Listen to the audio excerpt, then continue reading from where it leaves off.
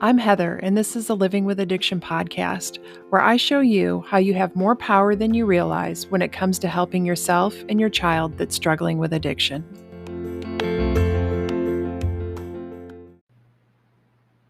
Hey, everybody. So, it's Friday, and this podcast is going to come out right after I finish recording it.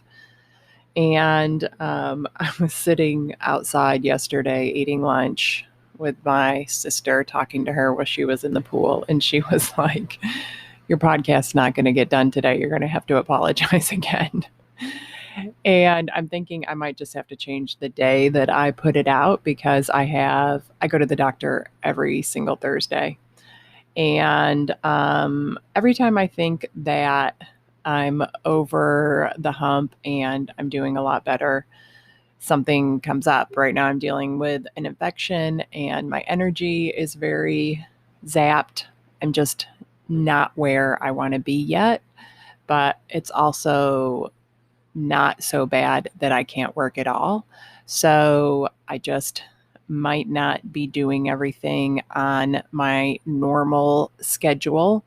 And of course, I want to be back to my old self where, I could just go and go and go all day. But I just can't do that anymore. So, or for now anyway.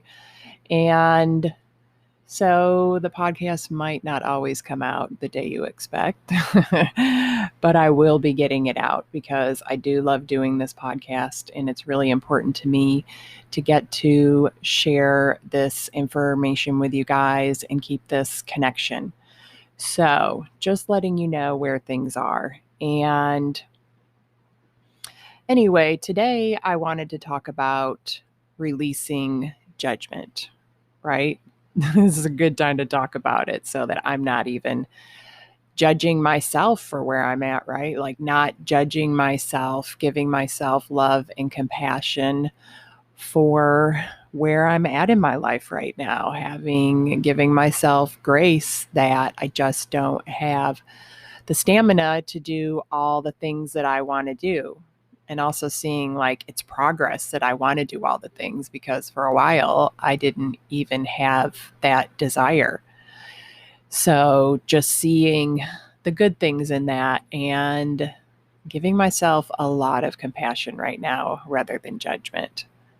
Not to say I don't still judge my situation, but I want to ask you guys, like, how much time do you spend trying to avoid judgment? Like, do you people please and do things you don't want to do so that you can manipulate how people see you or even how you see yourself or how you see the circumstances of your life? And what about all the shame and secrecy about your son or daughter's addiction? We don't have to tell everybody all of our story. Not everybody deserves to hear it, but there's a big difference between deciding someone just doesn't need to know and being afraid that they will find out and judge you. And I want to give you the freedom to make that decision instead of hiding from the judgment. I want you to be able to say, I don't want to talk about this right now because this person doesn't need to know my story. And I feel good about that. And avoid doing it just because you feel shame or fear of judgment. And that's the purpose of this podcast today. I just want to set you free and at least get you on the road to being set free from other people's judgments and your own judgments. So just try to listen with a really open mind to what I'm offering you today. And I understand because, I used to live in fear. I've talked about it a lot. I had a huge fear of people finding out what was going on in my life. I used to fear being judged about my daughter's addiction.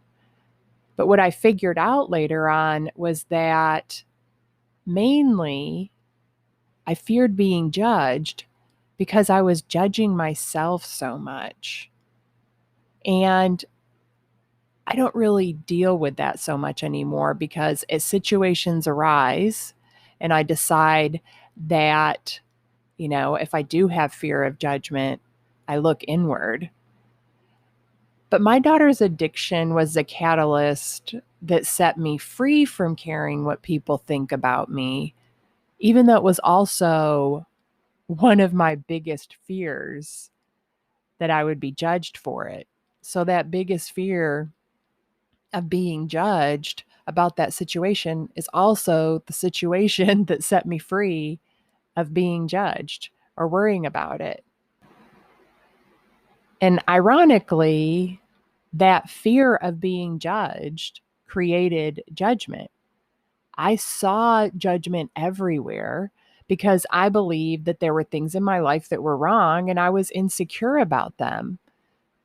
Not to mention that I was always comparing myself in my life, judging and ranking myself compared to others.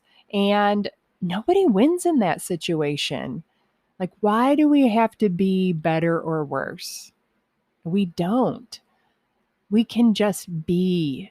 We can just be without judgment. We can be kind to ourselves and others and not see everything as good or bad. Just be curious about it.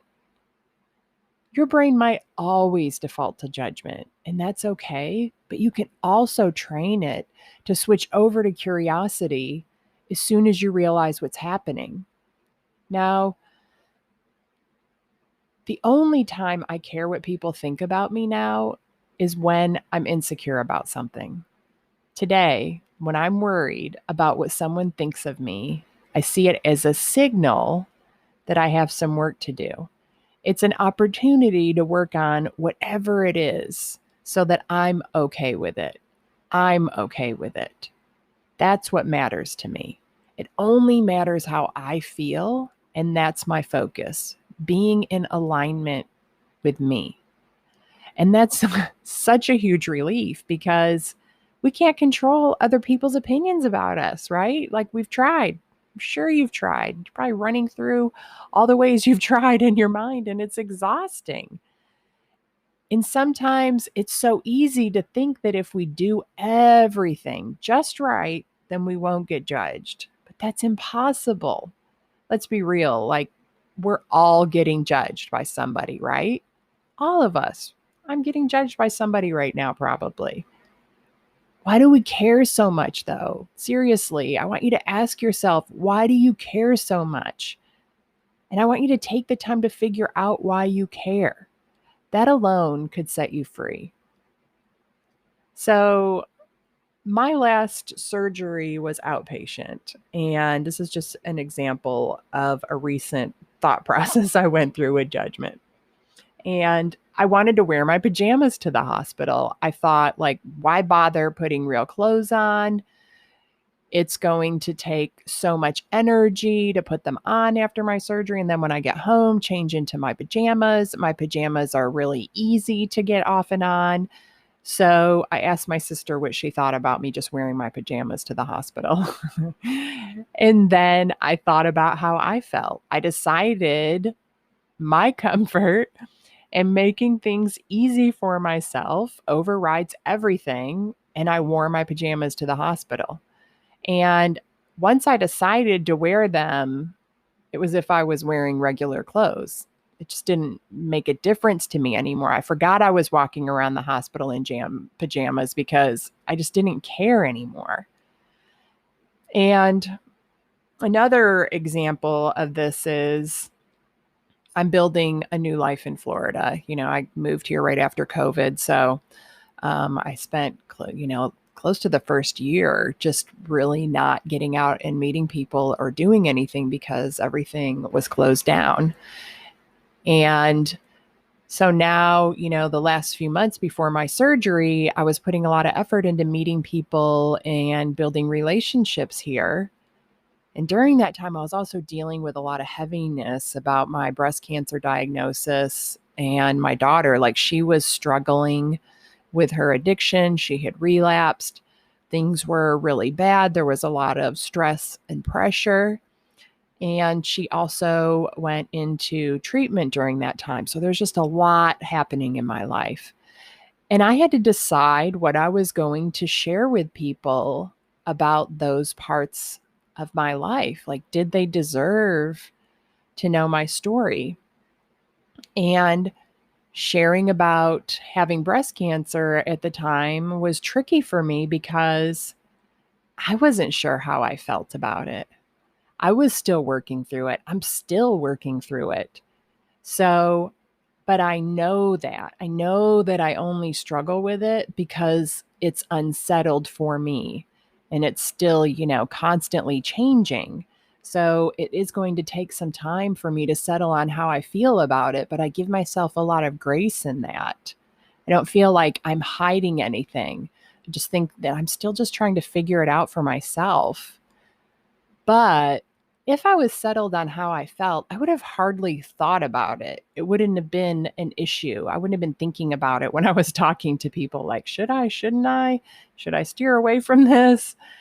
But that's how you know the difference. When people talk about their kids and you get a knot in your stomach or your body tenses up, there's still that judgment there you need to work through. And it's funny, I met a lot of people that have kids my age, and they're all talking about how their kids were either in college or just finishing college and asking me where my daughter was and what she was doing. But because I've done so much work on it, I was just like, she's only 20. She's just trying to figure things out now. And I didn't feel like I needed to give them any more explanation because I'm much more settled in how I feel about what I'm experiencing with my daughter's addiction. And I find that when I don't care about something, I'm never judged about it. Or I just don't care so much that I'm oblivious to the judgment if I'm being judged. I set the tone for how I feel about it in my inner world. And then that's reflected back to me by my outer world. So I want you to remember to see judgment as a signal of something you need to work on your thoughts and feelings about. So let's talk about what judgment is so you can put it into perspective. Let's look at what it is and why we're so afraid of it. A judgment is just a thought. That's what you're afraid of. Thoughts. That's it. It's just your thoughts or someone else's thoughts that only have an effect on you if you make them mean something painful. You have to participate in the judgment for it to matter. So do you see that? Without your participation, judgments, they're nothing. We give these thoughts that other people have about us so much power, though. We waste very precious energy trying to avoid them. The problem really is that we kind of believe those judgments, right? Those thoughts. You're already judging yourself. And so it hurts even more when somebody else judges you. If you truly don't believe someone else's judgment about you, and you're willing to let go of being offended, then they're wrong about you and you're free of judgment. What most people do, though, is they feel the judgment that may or not even be there, right? Like, there's always the chance that there's no judgment. You just see it that way because you're already judging yourself.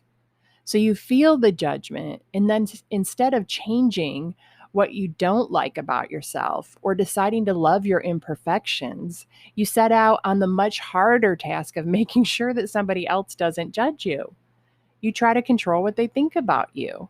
Yet deep down inside, you know it doesn't work, so you feel powerless and defeated. Like we try to do this with our kids too. We try to control what they're thinking and feeling about us. But you've got to flip that around and focus on the source that matters, and that is you. Work on fixing what you don't like or accepting it for what it is, and just love yourself as you are with all your human imperfections. Be kind to yourself. Give yourself grace. In order to create peace of mind and fulfillment in this life, we have to focus on what we can control, and that is us. That's all we can control is ourselves. So let's also go a little deeper into letting people be wrong about us. What if somebody just doesn't get you? They don't like you. They talk to some of your friends or acquaintances about you. Why does it hurt so much? Why is it infuriating? Can you just let them be wrong about you? I just want you to really think about this. Like, how much would your life change if you stopped caring what other people think and your approval was the only approval that mattered? How much emotional freedom would that create for you? Not everybody is going to love you or love me. I'm not for everybody. Some people might totally disagree with my philosophy about addiction, and that's okay with me. I got the opportunity to really be okay with that when I first started running Facebook ads a couple of years ago, which I don't do anymore, but it was a great experience because sometimes I would get really just these incredible comments about how wrong I was and that I was even contributing to killing people with my ideas, like way out there stuff that I just totally didn't agree with. And I went through this period of getting settled with what people thought about my opinions. And when I was okay with it, those kind of comments just stopped, But I'm not going to water down who I am or water down my philosophy to appeal to more people. Then I'm not helping myself or anybody else. Like, I answer to me. Who do you answer to? What opinion matters most to you? Is it your parents, your kids, your spouse, your boss, your neighbor? I mean, if it's anybody other than you, then you aren't living in integrity with yourself. You're people pleasing and pretending to be someone you're not, or hiding in order to avoid judgment. I mean, who do you want to be? How do you want to dress? If you hate baking cookies for the neighbors, then don't do it anymore. But if you love it and it feels good to do it, then keep doing it. That's how you know. Instead of worrying what people will think if they find out that your child is struggling with addiction, put that energy into something you're passionate about, something that makes you feel good. What do you like about yourself? How can you focus more on that? I focus on what I like about myself now. I used to have a long list of things that I didn't like, but I took the time to work through those things and either just decide to love my imperfections or change them. But now I focus on, I like that I have life experiences and perspectives that can help people. I like that somebody can hear me on a podcast or a video and know they aren't alone. I like that I can share my life experiences with the world. Yes, the world. It's crazy. The Living with Addiction podcast is listened to in 21 countries. Like every week, there's more. But I wouldn't be living the life that I live today or have the beautiful, beautiful relationship that I have with my daughter today if I cared what other people think, or if I was still trying to control how she thinks about me. I would just be missing out on so much. Like yesterday, I think, I got this cute text from her in the morning saying, just that she loved me and she hoped that I had a great day. And I was like, this is amazing. This is the best feeling ever. But I would not be experiencing that if I was still trying to control her and her opinion of me and not just letting her come to freely loving me on her own.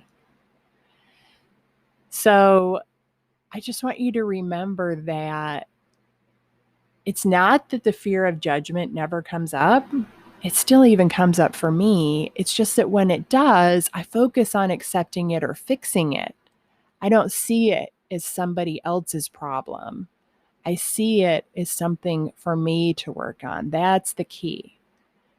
It has to be addressed internally, not externally. You set the tone for your life. I set the tone for my life. You need to be all in on you and decide how you feel about it. Look at your fear of their judgment as an opportunity to decide how you feel and set yourself free. So that's all I have on this. I will be back. I'm not sure when next week, sometime next week.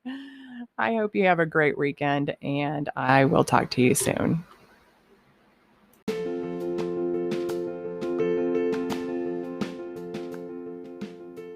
Thank you for listening to this episode. If you want to learn more about my work, go to heatherrosscoaching.com. If you want to help other parents who are struggling with a child's addiction, you can do it 2 different ways. First, you can share the podcast with them directly, or you can share it on your social media. Second, you can leave a review. Talk to you next week.